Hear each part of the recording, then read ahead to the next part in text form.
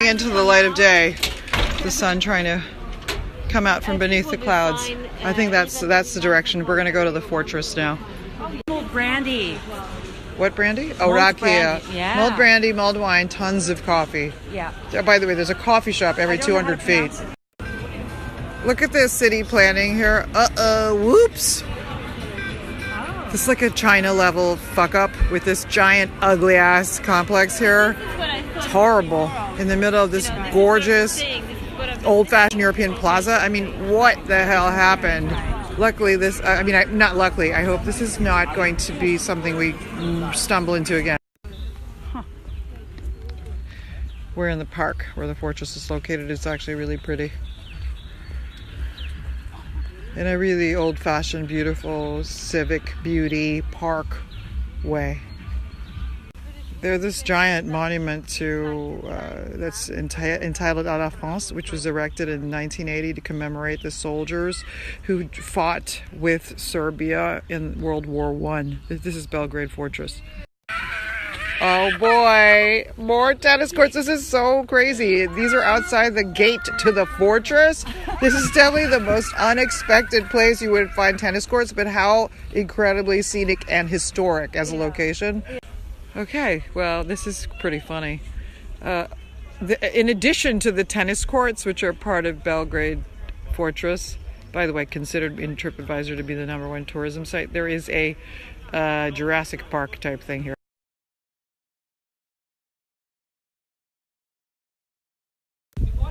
No wonder this is the #1 tourist attraction in Belgrade. This is it's crammed full of fun exhibitions like this military one, and now we're heading off to the torture instruments exhibition. This torture instrument is called the breast ripper. This was heated until it was white hot in order to rip out the victim's chest. Yes, this is just exhibit 1.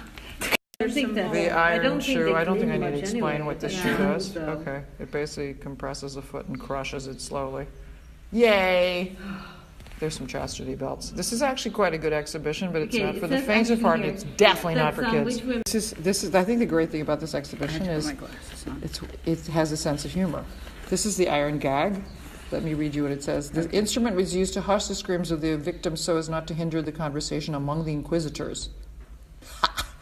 Told me not to read this. She said this is the one called the break knee. Yeah, which one? The next one is worse. Oh no. Oral, rectal, and vaginal pair. Okay, we're not. I'm not going to read that. Okay, fine. We're not even going to photograph it for you. And the rectal pair was kept for sodomites, especially for passive ones. Oh my God. Okay, I want to show you this instrument. You can see it. It basically is like a blossom, which obviously opens and flares. Yes. It flares open inside the rectum. Oh my God, or the vagina. That's very scary. It's very interesting. This is not some dumb, lightweight, just bullshit, profit-making little patsy exhibition here. This is real. This is the break knee. So you see how the break knee works? It's used to smash the joints. You stuck this, like it went on the knee, and then it was used to basically just you'd slam the knee between those two sets of spikes. A similar device was called the head crusher, as illustrated here, conveniently. Here's the actual head crushing device. Seriously though, this is a fantastic exhibition. This one's called the prayer cross. Okay, but it's actually, look at the accompanying illustration, which is total kink. They're supposed to be held in a cross position. It looks a bit more like a fetish device, I think.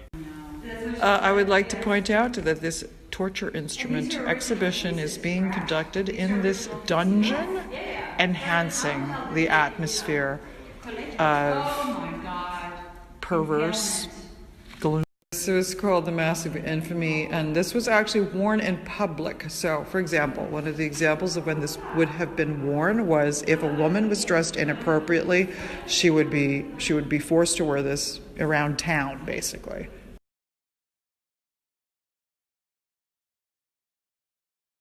Okay, this is the rack.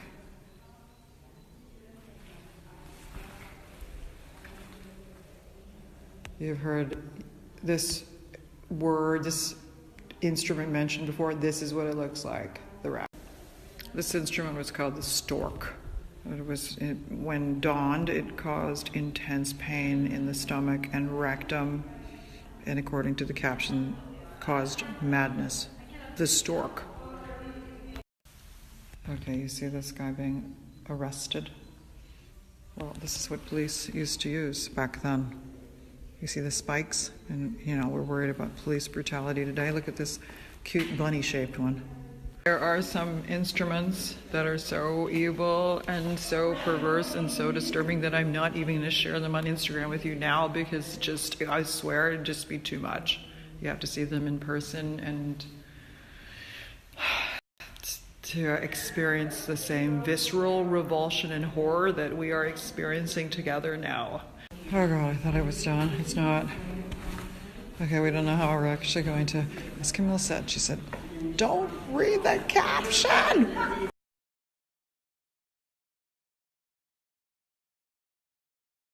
It's too dim to actually see inside this, but the interior contains spikes and would be closed in on the victim like this. That last contraption was called the Virgin of Nuremberg, and although the interior is filled with spikes which close upon the body, but they are positioned to spare the vital organs. Joking, perversity, nausea aside, I think it was a totally brilliant exhibition. We learned a ton from it. Even though it's going to take us a bit of time to recover from it, it was a really excellent. Okay, this is actually on the boundary of the park, Kalmegdan Park, where the fortress is, and this is actually where the tennis center is. There, it's behind these trees. There's about 12 tennis courts. It's bordering the Danube. Oh, is this a Danube? Yeah. Yes. It's pretty stunning for a location. It's a gloomy day, but the sun's going to be coming out for this week on Tuesday, I hope. The sun is coming out now. This lookout is actually an excellent location, which sums up a lot of Belgrade. There's history, there's public areas, there's smog, there's a very functional, ugly, brutalist skyline behind this statue. It pretty much says it all. We're going to be bidding adieu to Camilla soon. I'm trying not to cry right now. This is a really nice view of the whole park. Like you guys, and then the whole park, though, you can just get an idea of this Kalmegdan Park. No, I think I'm totally mauling that pronunciation, but you get the idea. We're at everybody's favorite restaurant now. I swear to God, we happened to just stumble into it. It's empty now, but it's been a mob scene. We haven't been able to get a table here since we got here, so hopefully it'll be delicious and fantastic. The marathon is still going on, but that's why it's so quiet. We're actually in the center. There were around quite a few churches.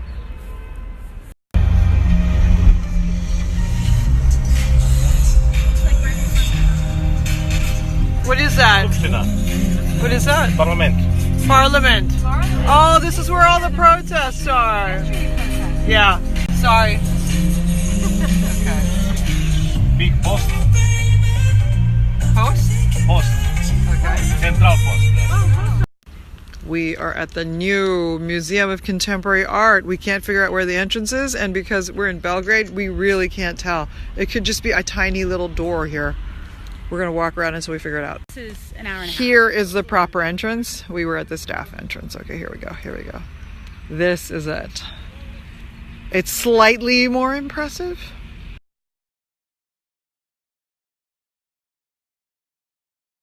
Thank you, Evelyn. Sure. Evelyn. Okay, here we are. Well, maybe this is an old building. No, this is a new building. This is a new museum. Yeah. Okay. This museum is of a completely different caliber than the Zepter. And unfortunately, only half of the exhibition is open. which is a historical overview. But so we're going to get to see, I guess, the first 50 years of the 20th century on display. But the caliber of the artworks is much higher. And they're actually exhibition notes. It's just much more, it's curated according to best practice, basically. This is a wall of wood cuts from the 1930s. Now, there's no historical contextualization at all, but they're stunning nonetheless. So this important interwar period, I mean, I assume this is a very important seminal period of Serbian, I don't want to say Serbian, Yugoslavian But maybe history. this one World War I piece. Time period. Well, no, they're all from the 1930s. This one is amazing.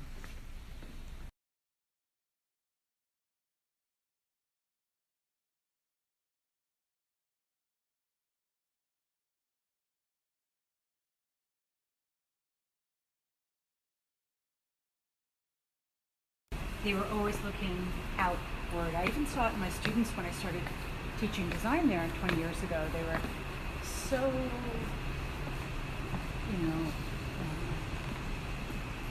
even in their aesthetic choices, it's got to get out. I'm in love with this sculpture. This glass sculpture made out of tubes. I love the name.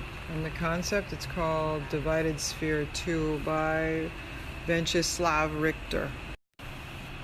That there are a lot of anachronistic obsessions, like, for example, an excessive importance placed on education. And maybe people aren't getting trained for the things they need to learn in order to succeed in today. I'm weirdly captivated by this extremely simple sculpture. I'm not sure why. Maybe because of its simplicity. Evelyn and I are chatting about Japanese culture, and it's my contention that it's deeply, deeply fucked up. Coming from New York, Mm-hmm. People always talk about how the Japanese are not taught to think for themselves, and there's all this focus on rote memory and all that. I actually think, on average, in terms of grasping the fundamentals, it's much more advanced there than it is, at least from my experience of, elementary education. And they talk. And then once they sit down, then other people can say out loud. Don't stop talking because of the intercom. I have 1968 was a much better year than 1967. 1968 was the year in which this artwork was made. It's stunning and well before its time. Peter, Yuli, are you? just to find ways of working with it and focus on what was good. Because I also had seen a lot of foreigners, I'm sure you've seen this too.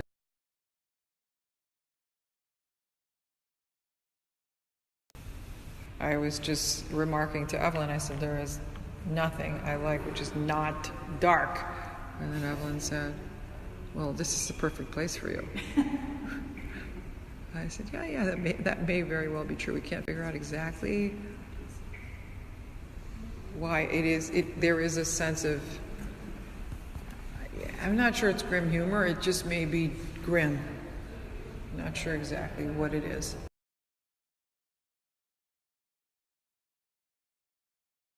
New ways of working and new rules, and we can experiment, and that makes them feel longer. I don't know if you can see the surface of this painting. This is gorgeous, this painting.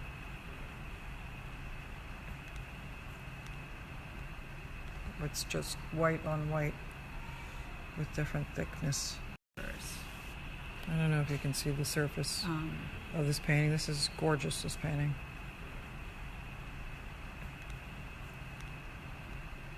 It's just white on white with different thickness.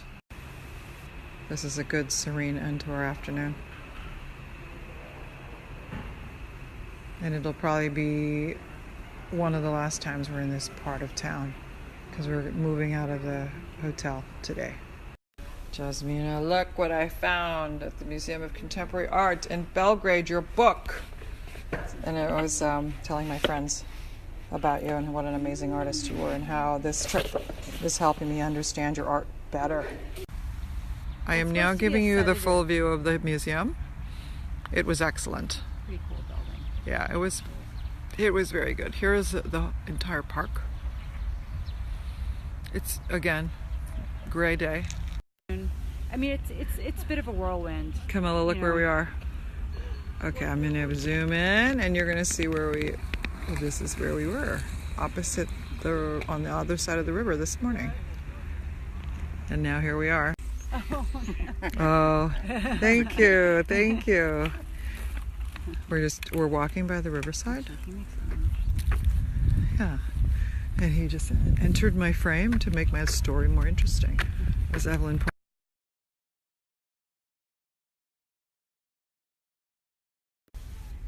So strange. We remarked upon this thatched roof. It kind of is a segue from my comment about how this restaurant, Barracuda, reminds us of the name of an Indonesian restaurant. Fun watch. Okay, check this out. This is also part of our riverfront walk. Mad Max. That totally makes sense in light of everything else we see here. I said to Evelyn earlier today, I said, let me guess that you may have thought that Belgrade was going to be slightly more glamorous. And then there are moments of total desperation like this one. This is some deserted... Disco. Yeah.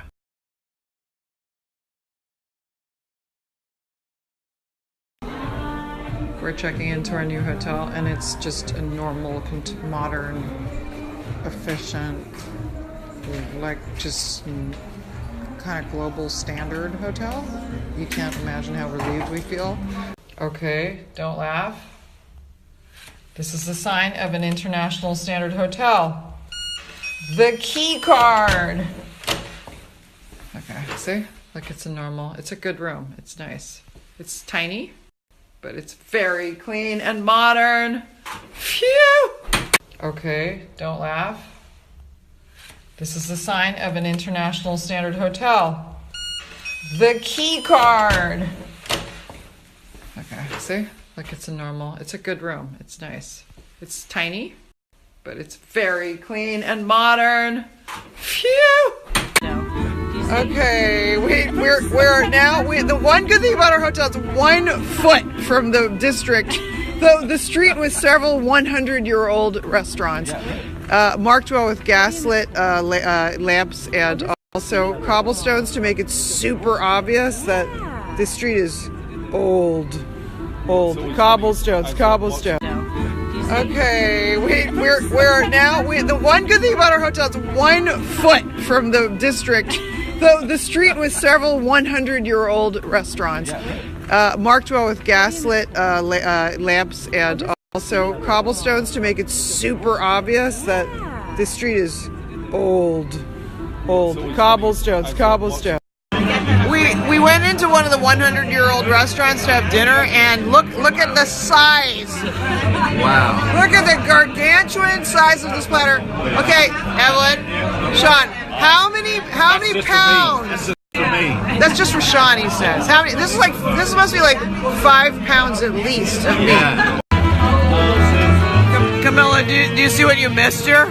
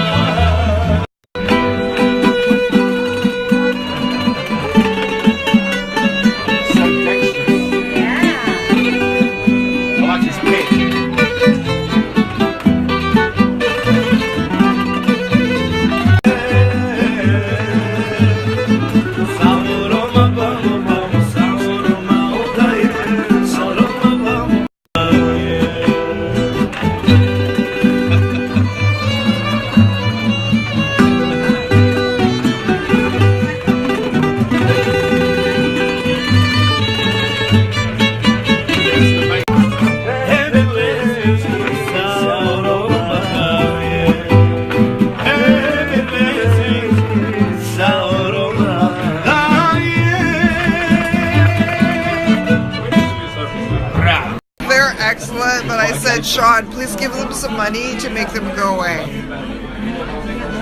I feel like I was... Right. Well, I was trying to see what that wanted to, what he wanted to do. I was trying to look without. Okay, it's been raining. It's been yeah. raining. Let's not slip and kill ourselves on the cobblestones. That was a superb dinner. I'm not sure if it's because of or in spite of the accordion music, but that added to the atmosphere.